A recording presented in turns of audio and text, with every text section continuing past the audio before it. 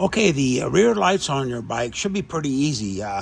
We did all the work ahead of time as much as we can because these are stinkers with these polarity reversers and all that stuff. So should be a piece of cake for you. So anyway, we'll start with the wire coming out of the bike. This is the one that has the connector on it here. And I've already cut it and stripped those wires back, but what you want to do is you want to cut that wire off just so you've got enough to work here with here. Oh, maybe have 6 inches or so hanging out. Because like you say, you got to have enough to work with. And then what you want to cut the insulation off. I take a knife and kind of carefully score it right there, then pull the insulation back. Be careful because you don't want to cut the wires inside. Let me show that for you. There it is. Got a cold, sorry. Okay, so there's the wire coming out of the bike, and then I've stripped it back. And then you'll see 6 wires coming out. There's some pink and brown, pink and blue, blue and black. So anyway, we'll show you how to go from here. In your kit, we'll give you a picture to go by, and we'll label these wires. So this is the picture. I just haven't labeled them yet. But anyway, what we have, these are the wires coming out of the bike. And these are the wires that we're going to fasten to those. We're going to connect these to the ones on the bike. Now what we did, we pre-installed the butt splasher and the heat shrink for you. So don't let that heat shrink fall off. We will need that. So the way we do this, we butt splice first and then slide the heat shrink over. And then heat shrink it so it's nice connection. Go ahead and strip about 3/8 of an inch off each one of these wires, the insulation, so that when you put the butt splicer on, that makes a good contact. Okay, now what I did, there's 2 things I want you to remember. Number 1, the wire colors, refer to this paper that I gave you. And then number 2, the heat shrink. Make sure that you leave the heat shrink on there because we'll need to crimp first and then slide that heat shrink up over the crimp. So go ahead and do those, match the colors, start with the pink and blue and the pink wire, and then work your way down. Pay attention to the paper. I'll label these for you too. I'll label these pink first. That way that's the one that you could screw up because there's pink with blue and blue with pink. Do that and then we'll be right back.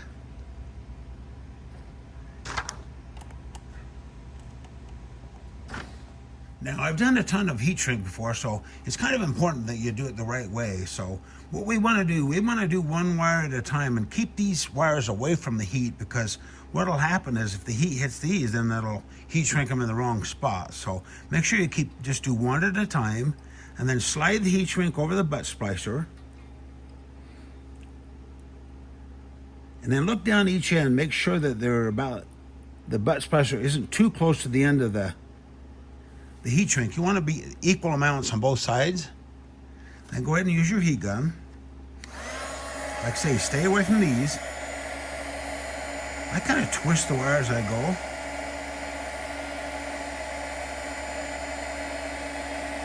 What you do, you don't want to burn the wires.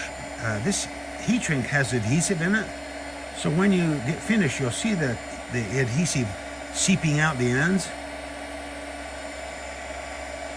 Yeah, that's probably good. Take a look. See, you'll see the adhesive. Make sure that's shrunk down against the wire and a little bit of adhesive coming out. That looks good. And leave that away from these because you could touch that and heat shrink that one. So leave that away just for a minute. Do one at a time. Okay, there you have it. Make sure that you inspect these really close because the problem people have with wiring is they don't do it right the first time.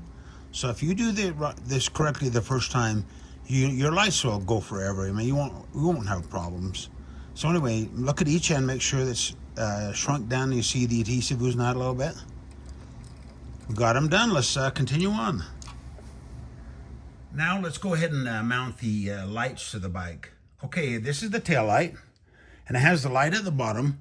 So go ahead and install that with the screws that we included. You notice I painted the back of the license plate black. It just looks a little bit better because you don't see the silver when you look through that hole in the back. Anyway, okay, so I snug these up. You don't need to get ridiculous. Just tighten those up good. And then I put a little piece of tape around that mesh just to keep it from fraying, and it looks a little nicer. Be real careful, just a smaller piece and wrap it nice and tight. And then I ran the wire down. There's a wire tie right here.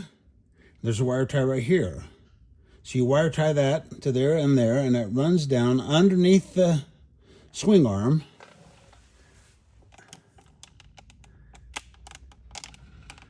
I'll get a different view of that. You can see the wire ties. Make sure you deburr those a little bit. They get real sharp when you cut them off. You don't kind of sand them a little bit. I'll show you another different angle. Okay, I ran it to the back, and then I wire tied it about where it will go up to the back of the bike there. I'll follow it up for you. I wired tied it to the swing arm, and then it goes on the outside of the chain guard, or the belt guard. Whatever you do, don't go on the inside. Go on the outside of the belt guard. Then up here and into the hole in the seat bracket. There it is. I put a little piece of tape here too to keep that from fraying. And that's it in there. Let's do the signal lights. Real easy to put these signal brackets on. So what you do is they go over the slots and then down. Make sure that the bend is out so that the signal light pushes out this way. So just slide that over the slot and then push down. And then when we tighten these, we'll tighten them. Push on that so that there's a little bit of slop in there. If you push on them as you tighten them, they'll both be about the same, look the same. Here's how we put these signal lights on. What we do, I'll zoom in here. Okay, we put the bolt, lock washer, and then the aluminum spacer, and then the light. Now you'll notice that little ridge right there. That's we added that. That's a little star washer. We found that that if you sandwich that in there, it keeps them from rotating. It doesn't stop it completely, but it definitely takes less pressure on the bolt for them not to rotate. So anyway, that's how you go, just like that. Do that on both sides. You can snug them up pretty tight. Don't get too carried away, because there again, this is aluminum housing here. Okay, then route your wire down through this little slot and down through here and through the hole in the plate. Let me zoom in on that for you.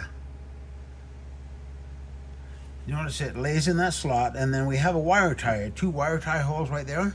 So run those through the wire ties, tie that on, and then you run them through and into the hole over here on the plate. I'll show you that.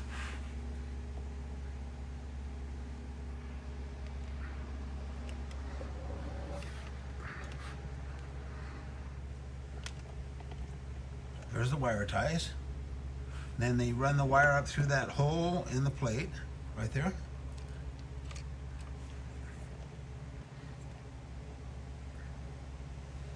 Run those into the compartment here, and then we'll be ready to hook everything up. Okay, now we can start plugging wires in. We're just about finished. Okay, so what we do, I started with the polarity inverters. That's these little doodads here that we give you in the kit. So go ahead and plug those in first. Basically what you're going to do is you're just going to match up all the colors of the wires. It took me a long time to design this so that you can't plug things in wrong. So basically you've got male and female connectors. So just carefully match the colors. So you got blue to blue, brown to brown, pink to pink. Just match everything up and be careful as you go. Try to make it as neat as you can, and don't let it loop around something that'll hinder it. When you get finished, you want to just hold it in your hand like that. We have a little bag we're going to put it in. So anyway, go ahead and plug everything in. Now plug it in just lightly right now, not all the way, because in case we have to make a little change, especially if we have to reverse the signal lights. We'll change those in a minute, but anyway, plug everything in lightly. Make sure you didn't forget something, and then let's make it neat as possible, and then let's turn the key on. Wow, these lights are so bright. I mean, it's just incredible. Okay, Looks like the running lights are working. Tail lights working.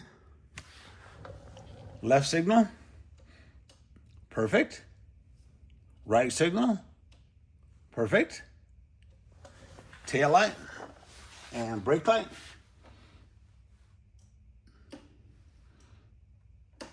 Perfect. Okay, so I think we've got everything right. Now, if by chance you did things wrong on the signal lights and the left turns instead of the right, turn your key off. It's real simple to fix it. Turn the key off. Take your blue wires coming out of the signal lights. You can see the wires here. There's the one there and one here. Pull the two blue wires and switch them. Switch them one to the other side. And then that should fix the problem. So double check that. Turn them back on. Make sure they work. And then let's tidy this up. Okay, I use pliers when I insert these all the way. So if you put the pliers on the end that goes in like that, put that in there like, and give it a good shove, you can actually feel it pop in place. That way the connector is all the way into the female end there. So do that on all the wires. Make sure they're all popped in there all the way.